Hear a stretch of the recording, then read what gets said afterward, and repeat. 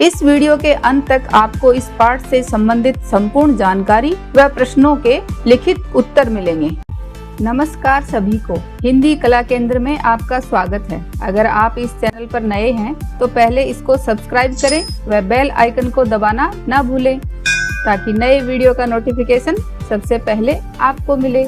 बच्चों, आज हम पढ़ने जा रहे हैं हमारी हिंदी की पुस्तक सारंगी की कक्षा 2 का पाठ 10, जिसका शीर्षक है कौन। कई बार बच्चों आपके मन में ढेर सारे सवाल होते हैं, जैसे इंद्रधनुष कैसे बनता है, नदियों में इतना पानी कहाँ से आता है, फूल इतने सुंदर क्यों खिलते हैं, कौन है जो ये सब काम करता है। तो ये सब हमारी प्रकृति की ही देन है, जिनसे हमारा जीवन चलता है। ऐसे ही कुछ सवाल इस कविता के कवि के मन में आए। तो चलिए बच्चों, हम भी जानते हैं कि वो क्या सवाल हैं। एक बार इस कविता का सहस्वर पठन कर लेते हैं। अगर न होता चांद रात में, हमको दिशा दिखाता कौन। अगर न होता सूरज दिन को, सोने सा चमकाता कौन। अगर न होती निर्मल नदियां, जग की प्यास बुझाता कौन। अगर न होते पर्वत मीठे, झरने भला बहाता कौन। अगर न होते पेड़ भला फिर हरियाली फैलाता कौन। अगर न होते फूल बताओ, खिल खिल कर मुस्काता कौन। अगर न होते बादल, नभ में इंद्रधनुष रच पाता कौन। अगर न होते हम तो बोलो, ये सब प्रश्न उठाता कौन। और इस कविता को लिखा है बाल स्वरूप राही। तो इस कविता से हमने जाना कि कवि के मन में ढेर सारे सवाल हैं कि अगर ये सब चीजें नहीं होती तो क्या होता। कवि जानना चाह रहे हैं कि अगर न होता चांद रात में, तो बच्चों आपने चांद को तो देखा ही है, जो कि आपने रात में हमें शीतल चांदनी देता है, जिसको देखकर हम दिशा यानी रास्ता, पूरब में जा रहे हैं, पश्चिम में जा रहे हैं, ये भी देख सकते हैं और साथ ही उसकी रोशनी से रास्ता भी देख लेते हैं। तो अगर चांद नहीं होता रात में, तो हमको ये दिशा यानी रास्ता कौन दिखाता। ऐसे सवाल कवि के मन में आ रहे हैं कि अगर चांद नहीं होता तो चारों तरफ एकदम रात को अंधेरा हो जाता, तब हमें ये रास्ता कौन दिखाता। अगर न होता सूरज दिन को, और दिन में अगर सूरज नहीं होता तो सोने सा चमकाता कौन। जब दिन में सूरज की रोशनी आती है तब अंधेरा दूर भाग जाता है और हमारा दिन सोने सा चमकने लगता है और हमारे चारों तरफ अच्छी सी रोशनी फैल जाती है। तो अगर सूरज होता ही नहीं तो ये इस दिन को चमकाता कौन, सोने की तरह चमकाता कौन। अगर न होती निर्मल नदियां, निर्मल यानी स्वच्छ पानी की साफ सुथरी नदियां नहीं होती तो जग की प्यास बुझाता कौन। जग यानी जो दुनिया है, संसार है, इसकी प्यास कौन बुझाता। सोचो और बताओ कि अगर ये नदियों में पानी नहीं होता साफ सुथरा तो हम सबकी प्यास कौन बुझाता, हम क्या पीते। अगर न होते पर्वत मीठे झरने भला बहाता कौन।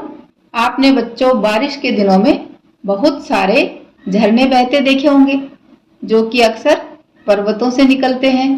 तो कवि कह रहे हैं कि अगर ये पर्वत नहीं होते तो ये मीठे पानी के झरने कौन बहाता। पर्वत यानी पहाड़। अगर न होते पेड़ भला फिर, और अगर आप चारों तरफ देखते हो पेड़ पौधों से हम घिरे रहते हैं, उनसे ही तो ये हरियाली है। तो अगर ये पेड़ पौधे नहीं होते तो हरियाली फैलाता कौन, कौन है जो हमारे चारों तरफ हरियाली फैलाता। अगर न होते फूल बताओ, खिल खिल कर मुस्काता कौन। आपने बच्चों देखा होगा एक फूल को देखकर हमारे चेहरे पर ना चाहते हुए भी एक मुस्कान आ जाती है। तो फूल हमें मुस्कुराना सिखाते हैं, उनको देखते ही हमारा चेहरा खिल जाता है। तो अगर ये फूल नहीं होते तो इस तरह खिल खिल कर मुस्काता कौन? अगर न होते बादल नभ में, नभ यानी आकाश में अगर बादल ही नहीं होते तो इंद्रधनुष रच पाता कौन? रच का अर्थ है यहाँ पर बनाना। तो अगर आसमान में बादल ही नहीं होते, बादल क्या करते हैं? आसमान में बादल होते हैं जिनसे नीचे का पानी हवा बनकर ऊपर उड़ता है, जो बादलों के रूप में बनता है और वहां से फिर बारिश आती है। जब बारिश आती है तो बारिश जब बंद हो जाती है, हल्की सी बारिश होती है, तब हवा में पानी की कुछ बूंदें तैरती रहती हैं। और जब सूर्य की किरणें या रोशनी इन बूंदों पर गिरती है तो ये पारदर्शी प्रिज्म का काम करती हैं। तो सूर्य का प्रकाश उनसे गुजरते हुए 7 अलग अलग ऐसे रंगों में टूट जाता है, तो हमें इंद्रधनुष दिखाई देता है। तो अगर बादल ही नहीं होंगे, बारिश नहीं आएगी, पानी की बूंदें ही नहीं आएंगी, तो ये इंद्रधनुष कौन बनाएगा? अगर न होते हम तो बोलो, ये सब प्रश्न उठाता कौन? कवि कह रहे हैं कि अगर हम सब भी नहीं होते तो ये सारे प्रश्न उठाता ही कौन? तो बच्चों ये सारे क्या हैं? पेड़ पौधे, हवा, पर्वत, धरती, आकाश, बादल, ये सब हमारी प्रकृति की देन है। तो आप इसका अर्थ समझ ही गए होंगे ना कि हमारी प्रकृति को इतना सुंदर इन सारे तत्वों ने बनाया है, तो हमें इनका बहुत ध्यान रखना है। अब इस कविता के अभ्यास प्रश्नों को देखते हैं। बातचीत के लिए अगर चांद और सूरज न होते तो क्या होता? तो रात को अगर चांद नहीं होता तो हमें रास्ता दिखाने वाला कोई नहीं होता, और अगर सूरज दिन में नहीं होता तो ये हमें रोशनी नहीं मिलती। दिन और रात दोनों जगह अंधेरा ही अंधेरा होता। क्या आपने इंद्रधनुष देखा है? तो आप बताओ बच्चों। मैंने तो जी हाँ, इंद्रधनुष देखा है। इस तरह का प्यारा सा बनता है। बारिश के तुरंत बाद जब अच्छी सी धूप आती है तभी ये अक्सर देखने को मिलता है। इंद्रधनुष कब बनता है पता कीजिए। तो इंद्रधनुष बारिश के बाद जब धूप निकलती है तब आता है। बारिश के बाद क्या होता है? हवा में पानी की छोटी छोटी बूंदें तैरती रहती हैं, और जब सूर्य की रोशनी जब इन बूंदों पर गिरती है तो ये पारदर्शी प्रिज्म का काम करती हैं। इनसे टकराकर सूर्य का प्रकाश उनसे गुजरते हुए 7 अलग अलग रंगों में टूट जाता है, तब हमें ऐसा इंद्रधनुष इस तरह हमारी आंखों को दिखाई देता है। आपने इंद्रधनुष में कौन कौन से रंग देखे हैं?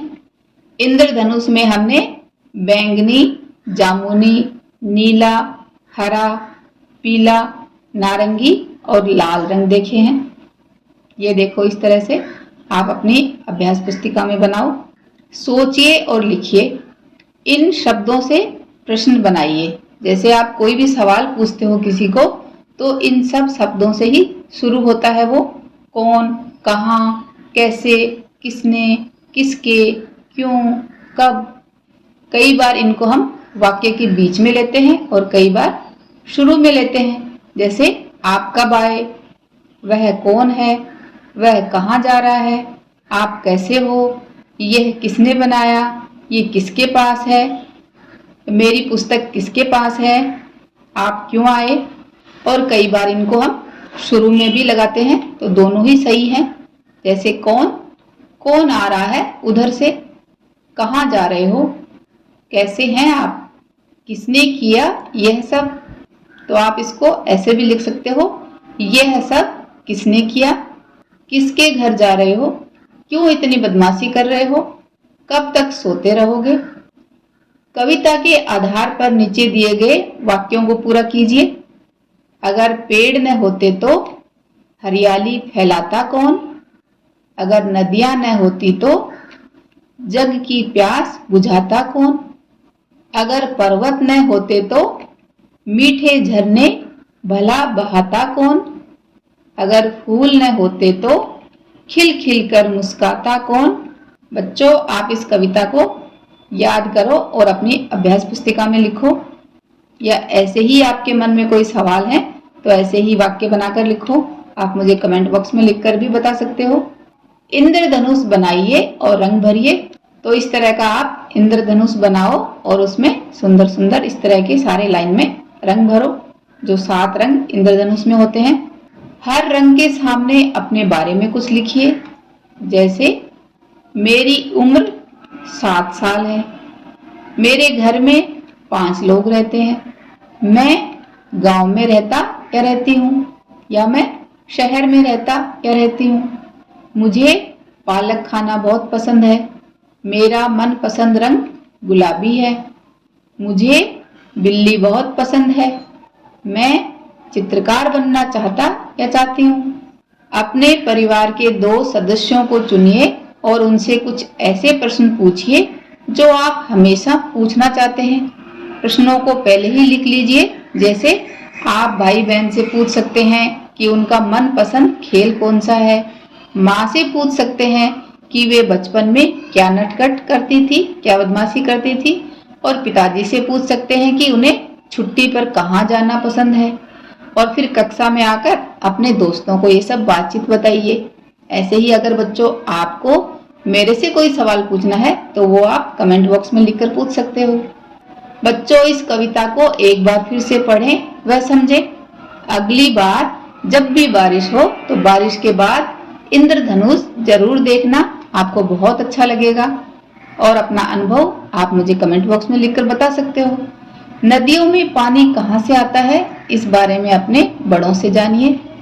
सुझाव व सुधारों के लिए कमेंट बॉक्स में लिखें। अगर हमारे वीडियो बन ही रहे हैं आपके फेवरेट, तो फिर क्यों ना करें इनको लाइक, सब्सक्राइब और रिकमेंड। हमें और बेहतर बनाने के लिए आप कर सकते हैं कमेंट। धन्यवाद।